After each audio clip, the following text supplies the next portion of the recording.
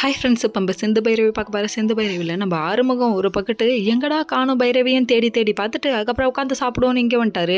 அதுக்கப்புறம் பைரவி வராங்க, அன்னபூர்ணி அம்மா வராங்க. என்னடா நடக்குதுங்கன்னு எட்டிக்கிட்டு பார்க்குறாங்க. ஒரு மனுஷன் சாப்பிட்றத எப்படியா குறுக்குறுன்னு பார்க்குறாரு, எனக்கும் பச்சிக்கும் இல்லை அப்படிங்கிற மாதிரி ரியாக்ஷன் விட்டுட்டு நம்ம ஆறுமுகம் சாப்பிட ஆரம்பிச்சிட்டாரு. அதுக்கப்புறம் அவங்க அம்மாட்ட ஒன்று 2 பிட்டை போடுவோன்னு சொல்லிட்டு, சிவாவை பற்றியே நீங்கள் கவலைப்பட்டுட்டு இருக்கீங்களே, நான் வேணா சிவாவை போய் கண்டுபிடிச்சி கூட்டிகிட்டு வரட்டுமா அப்படிங்கிறாங்க. கொடைக்கானல் தானம்மா போயிருக்கான், ஏமா திரும்ப கூட்டு வரதை பற்றி பேசிகிட்டு இருக்கேன். இப்போ என்ன உனக்கு பைரவியோட ஊர் சுற்றணும் அவ்வளோதானே, போயிட்டு வா அப்படின்னு சொல்கிறாங்க. இதுக்கு உடனே பைரவி அத்தை முன்னாடி என்ன பேசுகிறேன்னு காதை திருகுனதை பார்க்கணுமே, ஐயோ செல்லமாக திருகுறாளே அப்படிங்கிற மாதிரி ரொமான்ஸ் பண்ண ஆரம்பிச்சிட்டாங்க. டேப்பா நீங்கள் சண்டைக்கார கோழி தாண்டா அப்படிங்கிற மாதிரி ஆயிடுச்சு.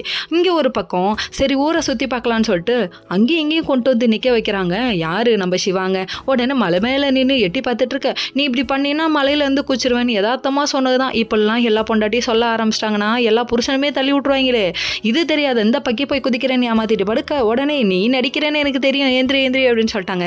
அதுக்கப்புறம் சொல்லிவிட்டு இந்தாண்ட வர்றதுக்குள்ளே அங்கே நின்ன காட்டு பூச்சி வேலையை காட்டுடா ரேஞ்சுக்கு போடா பண்ணி அப்படிங்கிற மாதிரி இடுப்பில் கை வச்சு தள்ளி விட்ற மாதிரி நம்ம சிந்துவை டபுக்குன்னு தள்ளி விட்டுருச்சுங்க. உடனே சிந்து உருண்டுக்கிட்டு போக, டாக்டரே அப்படின்னு ஒரு கத்தை. டாக்டரை வந்து போலீஸ் பிடிக்க, ஐயோ இதுதான் உன் எண்ணம், வனரோசா பிள்ளைய நல்லா வளர்த்து வச்சிருக்கமா, அந்த மாதிரி ஆயிடுச்சுன்னா பார்த்துக்கோங்க. ஓகே.